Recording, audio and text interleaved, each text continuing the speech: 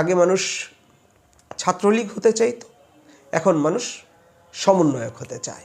তারা রাজনৈতিক বন্দোবস্ত বলতে নতুন কোনো কিছুই সামনে আনতে পারেনি। আমরা আগেও যেমন দেখেছি যে ক্ষমতাসীন রাজনৈতিক সংগঠনগুলো বা অঙ্গ সংগঠনগুলোর কমিটি হওয়ার ক্ষেত্রে যেমন মারামারি, ধস্তাধস্তি, পাল্টাপাল্টি কমিটি, ধাওয়া পাল্টা ধাওয়া চলেছে, ঠিক এখনও আমরা দেখছি যে এই যে নতুন রাজনৈতিক বন্দোবস্তের কথা বলছেন, ৭২-এর সংবিধান ছুঁড়ে ফেলার কথা বলছেন, রাষ্ট্রপতিকে ছুঁড়ে ফেলার কথা বলছেন, পূর্ণ রাজনৈতিক জঞ্জাল পরিষ্কার করার কথা বলছেন এবং রাজনৈতিক দলগুলোকে তারা দোষারোপ করছেন বা তাচ্ছিল্য করছেন বা ক্রিটিসিজম করছেন।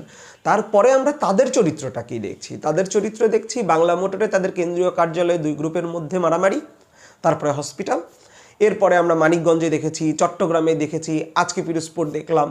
এই যে ঘটনাগুলো প্রতিনিয়ত ঘটছে, নতুন রাজনৈতিক বন্দোবস্ত বলতে তারা কি এটিই বুঝিয়েছিলেন?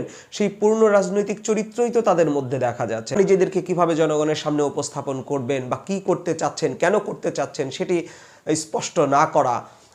এবং পরবর্তীতে আমরা দেখছি যে তাদের এখন যে চরিত্র এসে দাঁড়িয়েছে সেটি ৭১ পরবর্তী সময়ে আওয়ামী লীগ যেমন মুক্তিযুদ্ধকে সম্পূর্ণভাবে গ্রাস করে নেয়া, মুক্তিযুদ্ধের একক কৃতিত্ব জাহির করবার জন্য তাদের যে দখলদারিত্ব, ইতিহাসে তাদের যে দখলদারিত্ব এবং ক্ষমতাকে কেন্দ্র করে ক্ষমতার দখলদারিত্ব থেকে শুরু করে সকল কিছুর মধ্যেই তারা যেমন আওয়ামী লীগকে তারা উৎপাটন করতে চাচ্ছেন, কিন্তু আওয়ামী লীগের চরিত্র বা বৈশিষ্ট্য তাদের মধ্যেই প্রকাশ ঘটছে। তাদের সমন্বয়কদের বিরুদ্ধে বিভিন্ন ধরনের অভিযোগ আসছেন। সমন্বয়কদের প্রভাব এখন সচিবালয়ে চলে। এই যে পুলিশ বাহিনী থেকে শুরু করে সকল প্রশাসনিক ক্ষেত্রে সমন্বয়কদের প্রভাব চলে এবং এক ধরনের মিথ বা এক ধরনের আলোচনা চতুর্দিকেই চলতে থাকে যে আগে মানুষ ছাত্রলীগ হতে চাইতো, এখন মানুষ সমন্বয়ক হতে চায়।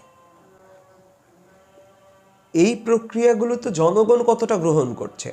নতুন রাজনৈতিক বন্দোবস্ত বা রাজনৈতিক বন্দোবস্ত তো কোনো হাতের মোয়া না যে আজকে আমি বললাম কালকে থেকে নতুন একটি রাজনৈতিক বন্দোবস্ত তৈরি হয়ে গেল।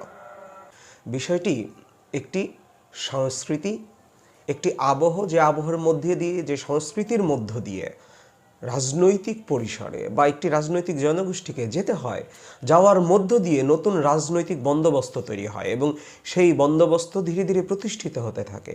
অতএব কালকে অভ্যুত্থান হয়েছে, আজকে থেকে একটি নতুন রাজনৈতিক বন্দোবস্ত তৈরি করলাম এবং পরশু থেকে সেই রাজনৈতিক বন্দোবস্তের ভিতর দিয়ে সবাই চলতে শুরু করে দেবে, অন্যান্য রাজনৈতিক দলগুলো চলতে শুরু করে দেবে, জনগণ চলতে শুরু করে দেবে। বিষয়টি এরকম না।